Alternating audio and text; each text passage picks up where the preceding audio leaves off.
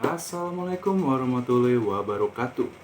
Selamat pagi atau selamat siang, selamat sore, selamat malam, kapanpun kita menonton. Shalom dan Horas. Sebelumnya perkenalkan, nama saya Gindo Stephen Christian Manurung. Saya adalah mahasiswa aktif PPKN angkatan tahun 2022. Di sini saya akan menjelaskan sebuah topik yang membahas kira-kira tentang PPKN. Nah, tentunya kalau misalnya kita membahas tentang PPKN, apa sih PPKN gitu. PPKN itu memiliki singkatan dari Pendidikan Pancasila dan Kewarganegaraan. Tentunya karena memang ada P, pendidikan, dan P-nya lagi Pancasila, kita akan dididik mengenai bagaimana sih cara untuk menjadi seseorang yang Pancasilais katanya. Pancasila kita udah tahu dong ya, dari sila pertama sampai sila kelima, dan tentunya dari sila ke-1 sampai sila kelima ini semuanya itu menjunjung tinggi nomor satunya adalah Indonesia. Jadi memperpedomankan Indonesia, dan Indonesia ini tidak bisa terlepas dari Pancasila. Gitu. Apa aja sih sila Pancasila? Tentunya nggak mungkin kita nggak tahu ya sebagai warga negara Indonesia. Yang pertama adalah ketuhanan yang Maha Esa, kemanusiaan yang adil dan beradab, persatuan Indonesia, kerakyatan yang dipimpin oleh hikmat, bijaksana dalam permusyawaratan perwakilan, dan juga keadilan sosial bagi seluruh rakyat Indonesia. Gitu. Dan dari sila ke-1 sampai ke-5 ini semuanya itu saling yang namanya mensupport satu sama lain, saling mendukung satu sama lain. Sila ketuhanan yang Maha Esa. Kenapa yang paling pertama itu ketuhanan? Karena tanpa adanya Tuhan, hidup kita nggak mungkin bisa seperti ini. Kenapa sekarang saya bisa membuat video ini, bisa duduk di tempat ini? Kenapa sekarang teman-teman bisa menonton video ini? Karena semuanya itu berkat Tuhan. Tuhan memberikan kita nafas kehidupan, Tuhan memberikan kita kecerdasan intelektual, dan Tuhan juga memberikan kita kesempatan untuk hidup baru lagi, untuk menghirup udara yang lebih segar lagi setiap harinya. Semua itu ada maksudnya. Itulah kenapa berketuhanan. Karena sebelum ada manusia di dunia ini, sudah ada Tuhan. Bahkan sebelum bumi ini diciptakan, Tuhan sudah lebih dulu ada di dunia ini, sudah lebih dulu muncul gitu. Jadi itulah pertama Tuhan, karena Tuhanlah yang paling utama dan yang paling pertama harus kita kedepankan dimanapun kita berada dan apapun yang kita lakukan. Gitu. Lalu sila keduanya apa? Kemanusiaan yang dalam beradab. Kenapa Tuhan dulu baru manusia? Karena dalam ketuhanan kita diajarkan sebuah agama. Kita nggak perlu membahaslah agama mana yang benar, agama mana yang salah, karena itu bukan urusan saya. Cuman yang paling saya kedepankan adalah di sini, dalam agama kita diajarkan value. Value itu artinya nilai. Nilai-nilai keagamaan ini yang kita gunakan untuk hidup di dunia dan memperlakukan manusia. Ada alasan kenapa kita diciptakan di dunia, karena Tuhan kita ingin menerapkan apa yang diajarkan dalam agama di dunia yang diciptakan terhadap manusia-manusia yang hidup di dalam dunia tersebut. Gitu. Jadi kalau misalnya teman-teman bilang, saya cuma pengen bertuhan saja, saya nggak peduli sama manusia, yang penting saya menjalankan ibadah, yang penting saya berdoa. Mau manusia itu mengganggu saya atau mau manusia itu meminta pertolongan saya tidak peduli. Enggak seperti itu. Karena kita diciptakan di dunia, ya fokus kita terhadap dunia. Memang Tuhan nomor satu, tapi apabila kita percaya kepada Tuhan, tapi nilai kemanusiaannya dibuang, loh, ada yang salah. Kan gitu, tentunya yang salah bukan agamanya, agama nggak mungkin salah, yang salah adalah manusianya. Gitu.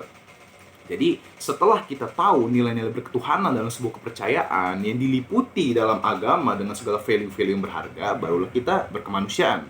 Gitu. Lalu yang ketiga, persatuan Indonesia. Kenapa Indonesia? Karena kita tinggal di Indonesia tentunya. Harus bersatu dengan keberagaman multikultur, keberagaman budaya, agama, adat, kita harus bersatu. Bineka Tunggal Ika, berbeda-beda tetapi tetap satu jua. Jangan karena perbedaan itu kita malah berpisah. Perbedaan itulah yang menyatukan kita. Karena ada perbedaan, kita menjadi lebih yang namanya bersatu. Lebih indah dunia ini, lebih berwarna. Keempat, kerakyatan yang dipimpin oleh hikmat bijaksana dalam permusyawaratan perwakilan. Itu berbicara tentang demokrasi. Demokrasi itu seperti apa? Kita bebas mengemukakan pendapat, lalu kita juga mendengarkan pendapat orang gitu. Karena apabila kita mau mendengarkan, kita juga harus didengarkan. Dan sebaliknya.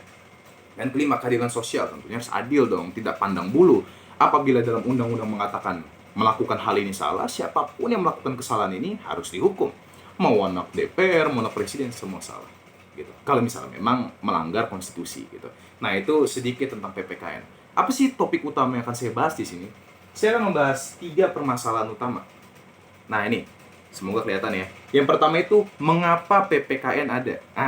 Simpel aja. Kenapa PPKN ada? Karena Apabila PPKN itu tidak ada, otomatis orang tidak akan lebih mengenal mengenai bagaimana menjadi seseorang yang berwarga negara baik dan bagaimana cara kita untuk mengamalkan nilai-nilai Pancasila dalam kehidupan sehari-hari. Itu alasan PPKN ada. Mungkin ada teman-teman yang mengatakan, oh tanpa PPKN saya bisa kok menerapkan dari sila ke-1 sampai ke-5, saya bisa beragama, saya bisa berketuhanan, saya bisa berkemanusiaan. Tapi teman-teman, sekalipun kita bisa, apabila kita tidak punya ilmunya, apabila kita tidak punya dasar pengetahuannya, kita nggak bakal bisa berjalan lurus. Gitu. Semua orang bisa public speaking, semua orang bisa berbicara, tapi nggak semua orang pandai untuk menyampaikan pesannya. Kan gitu. Tapi dengan ada PPKN, awalnya kita berketuhanan, awalnya kita berkemanusiaan, kita juga bisa berjalan lurus dan juga tahu mana yang salah, mana yang benar, sehingga akhirnya kita dapat menerapkan dalam kehidupan sehari-hari dan mengaplikasikannya dengan baik. Itu kenapa PPKN ada. Gitu. Lalu yang kedua, masalah yang dicoba untuk diselesaikan PPKN. Apa sih masalah yang muncul? Tentu masalah yang muncul adalah warga negara yang kurang mengerti bagaimana caranya menempatkan dirinya di dalam negara. Gitu. Nah itu yang paling utama dicoba untuk diselesaikan oleh PPKN. Bagaimana cara menyelesaikannya? Inilah nomor 3. Cara terbaik untuk menyelesaikan masalah tersebut, yaitu warga negara yang kurang pandai untuk beradaptasi, untuk menempatkan diri dalam sebuah negara Indonesia, adalah untuk taat kepada undang-undang. Itu yang paling utama. Kenapa ada undang-undang? Untuk mengatur hidup kita. Kalau nggak pengen diatur, ya jangan hidup di negara. Indonesia negara hukum. Kan gitu. Ya kita harus taat terhadap undang-undang, dan juga yang paling utama dalam undang-undang itu dalam sebuah negara Indonesia itu Pancasila. Dari sila ke-1 sampai ke-5, apabila kita dapat menerapkan itu, otomatis kita juga dapat taat terhadap undang-undang. Kita juga dapat menjadi warga negara yang baik dan benar. Itu yang paling utama. Jadi sekian mengenai 3 permasalahan ini. Sangat singkat saya bahas, namun konkret dan juga sudah padat dan juga lengkap. Kalau begitu, nama saya Gindo Stephen Kesamanrung. Sampai jumpa di pertemuan selanjutnya. Bye-bye.